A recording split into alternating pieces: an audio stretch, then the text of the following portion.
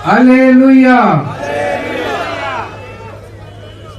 आज इतनी भारी संख्या में आए हुए सभी भाइयों बहनों माताओं बुजुर्गों बच्चों, आप सब लोगों को मेरा नमस्कार, सबको मेरा प्रणाम।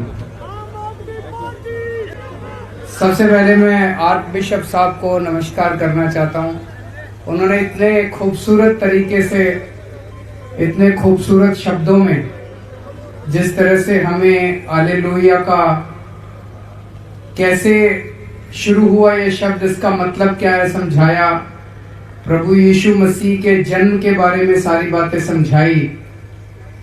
यहाँ पे आए हुए सभी पास्टर्स, फादर्स, प्रीस्ट्स, सबको मैं प्रणाम करना चाहता हूँ, जिनका सबका आशीर्वाद अगर हम लोगों को हमेशा मिलता रहे तो हम सबके जीवन में खुशहाली आएगी, सबके जीवन में तरक्की होगी। आज इतनी भारी संख्या में आप सब लोग जो आए हैं, मैं देख रहा हूं यहाँ पे हिंदू हैं बहुत बड़ी संख्या में, यहाँ पे सिख हैं बहुत बड़ी संख्या में, यहाँ पे कुछ मुस्लिम भाई भी हैं और यहाँ पे क्रिश्चियन भाई भी हैं। यही तो अपने पंजाब की खूबसूरती है, जो भी सभी धर्मों का, सभी जातियों का अपना भाईचारा है।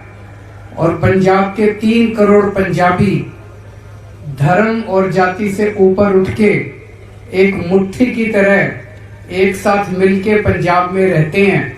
ये पंजाब की सबसे बड़ी खूबसूरती है। दूसरी बात, आज हम बड़ा दिन मनाने के लिए इकट्ठे हुए हैं। जीसस क्राइस्ट के जीवन से बहुत प्रेरणा मिलती है। मैंने अपने जीवन में, जब मैं कॉलेज में पढ़ता था, कॉलेज से निकलने के बाद मैंने टाटा स्टील में कुछ साल नौकरी करी। उसके बाद मैं टाटा स्टील से छुट्टी लेके नौकरी छोड़ के मदर टेरेसा के यहाँ काम करने चला गया। मुझे याद है वहां पे कलकत्ते में मदर टेरेसा के आश्रम थे। काली घाट में उनका एक आश्रम था। उस आश्रम में मैंने कई महीने काम किया। कलकत्ते में गरीबी बहुत ज्यादा है, तो कई भिखारी जो हैं वो सड़क के किनारे पड़े होते हैं। उनके बड़े बड़े घाव हो रहे होते हैं उनके शरीर में, और उन घाव के अंदर कीड़े मकोड़े चल रहे होते हैं।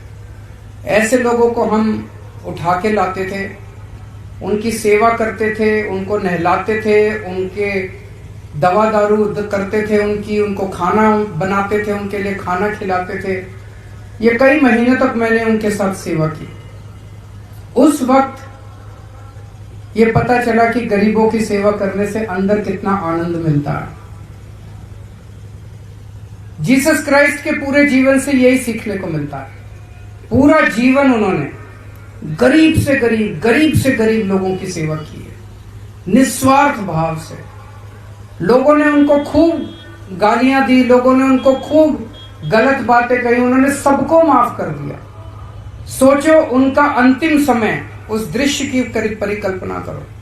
अंतिम समय जब कुछ लोग उनको, उनके शरीर में कीले ठोक रहे हैं, उनके हाथ में कीले ठोक रहे हैं, उनके पैरों में कीले ठोक रहे हैं, उस वक्त वो प्रभु से पूरे प्यार भरे दिल से, उनके मन में प्यार छलकता है उन लोगों के लिए जो कीले ठोक रहे हैं उनको। और वो प्रभु से क्या इच्छा करते हैं? हे प्रभु, इनको माफ कर दे, इनको पता नहीं है क्या कर रहे हैं।